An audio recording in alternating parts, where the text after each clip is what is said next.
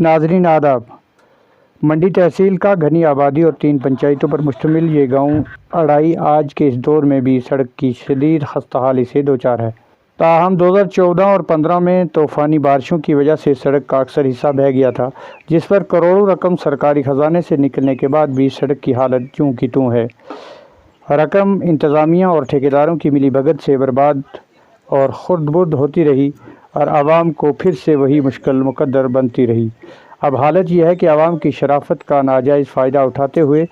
Pope land JCB کو اڑائی کٹھا سے قریشی موڑ تک چلا کر لایا گیا اور اس 2 کلومیٹر میں جو حصہ بچا ہوا تھا اس کو بھی تباہی کے دہانے پر کر دیا۔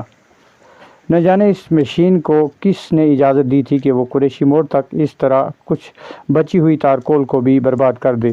عوام نے ضلع انتظامیہ سے اپیل کی ہے کہ وہ یوں عوام کو بے وقوف بنا کر منظور شدہ رقومات کی تباہی کرنے والوں کے خلاف کارروائی عمل میں لائی جائے اور ایسے منمانی کرنے والے ٹھیکیداروں کے خلاف کارروائی عمل میں لائی جائے۔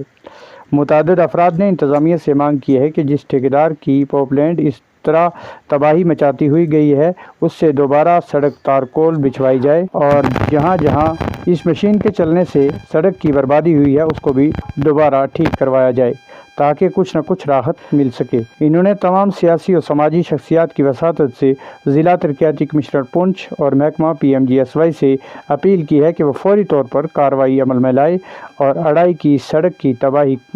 کرنے والوں کے خلاف کارروائی عمل میں لائی جائے۔